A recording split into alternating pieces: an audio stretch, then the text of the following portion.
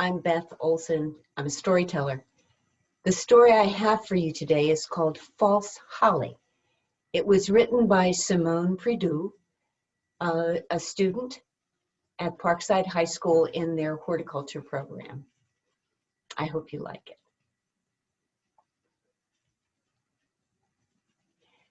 The earth has secrets. This earth, this dirt beneath our feet, holds its secrets deep inside. And to be gifted with one of these secrets is a great honor and a grave responsibility. Ohlsson was given such a gift. He knew not what to do, and so he went to the emperor to discuss, to decide, as any good soldier was. You see, he led the emperor's armies. He and the emperor talked late into the night, and together they decided they must keep this secret close. They must contain it and confine it to protect it, lest it fall into enemy hands when the earth was in disarray. And yet, the earth was in disarray. The streams were running dry. The air, usually crisp and clear, was heavy and sooty. The olive trees were losing their leaves in the beginning of spring when the buds should be bursting forth. And the grass underneath Ohlsson's feet withered as he walked. And yet this was only one of their problems. You see, there was a revolution. A band of rebels was attacking the kingdom. And of course, Ohlsson, leading the emperor's armies, would win. Of course they would. They were well trained, they were well disciplined, they were strong, they were loyal.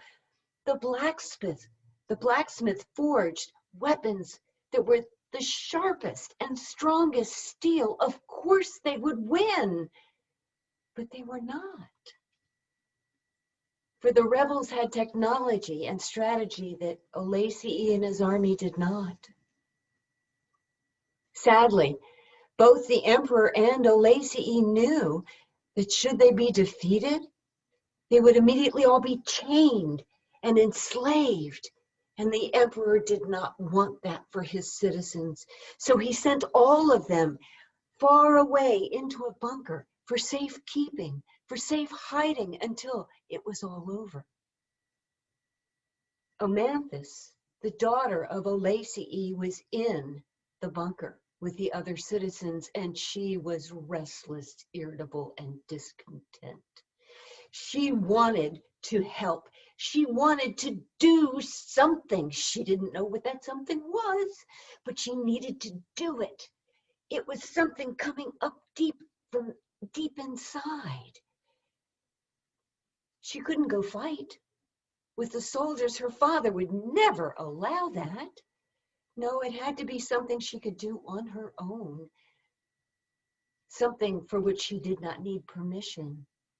She thought and thought, and while she was thinking, she paced in that bunker around and around and around until she was wearing a path on the floor. A spy. She could be a spy. She didn't need anyone's permission. She didn't need to tell anyone. She would just go. So in the dead of night, she slipped out of the bunker and made her way to the forest where she could slip in between the shadows. It was easy to get out. Frankly, the guards were much more worried about someone coming in than they were about anyone trying to escape. Omanthus went deep into the forest until she came upon the enemy camp. She was outside a very large tent. She crouched in the shadows and she listened. She listened very intently, getting every single detail she could. She listened with all her heart and soul. and they kept talking about a woman named Holly. Omanthus didn't know who this Holly was, but she was evidently important and well connected in the rebels' army. That was it. She could be a false Holly and become a spy. So she made her way through the camp, and as she did, she would find discarded pieces of clothing that she would put on, and they were truly dreadful. They were dirty and smelly and much too big, and certainly not her color, but made for very fine disguise. She went from tent to tent and she listened. And from time to time, she got very bold and went inside the tent, even offering some of the information she had gleaned. Soon she had every single detail for the morrow's battle, enough information that her father's forces could win. And so, with all of this information, she slipped out of the camp. On her way, she stole a horse. She could get back faster, and she galloped through that forest just as fast as the wind. Meanwhile, her father, Ohlsson, had gone down into the bunker looking for his daughter. She wasn't there, and he panicked. He couldn't imagine what would have happened to her, but he knew she could not be captured. Anything but that. Anything. He made his way back out. He heard the galloping of the hooves. He planted himself in the path and blocked the path, drawing his sword, prepared to defend the bunker, and he saw, Omanthus? What are you doing? Father, I have found out everything you need to know. These rebels, they are led by a man named Aquaphalaceae, I think. And this is what their plan is for the morrow. She gave her father every single detail he would need to know to win. And then she took a step back. Her father could only say, thank you. You have saved the kingdom. Daughter, I am so proud and so grateful that you're all right and that we are going to save the day.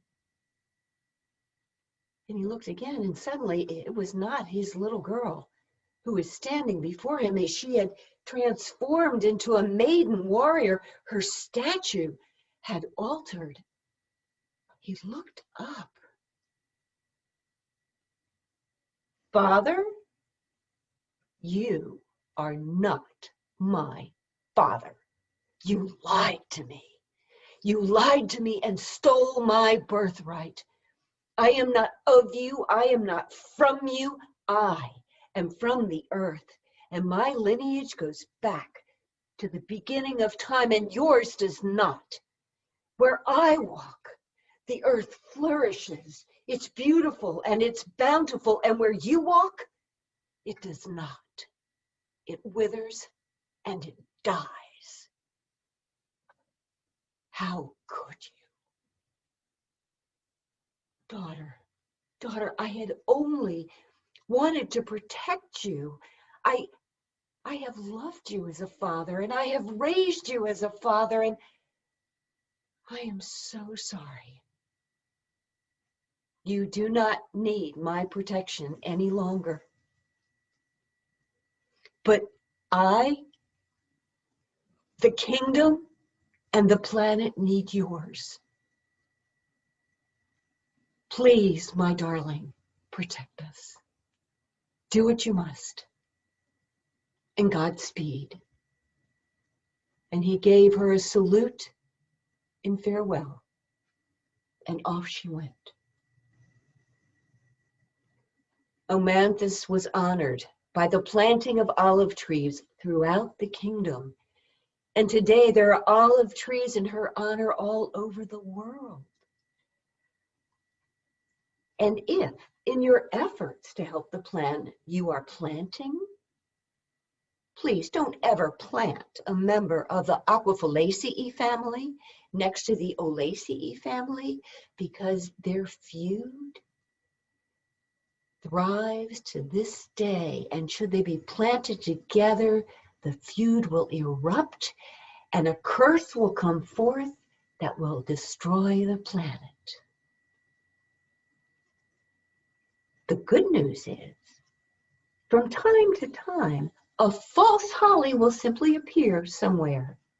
Keep your eyes out for this false holly, for it is said, should you prick your finger on one of her very sharp leaves and draw a drop of blood, you will exchange a drop of your blood for a drop of hers. And thus, you will have some of her power, some of the power to heal the planet. Thank you.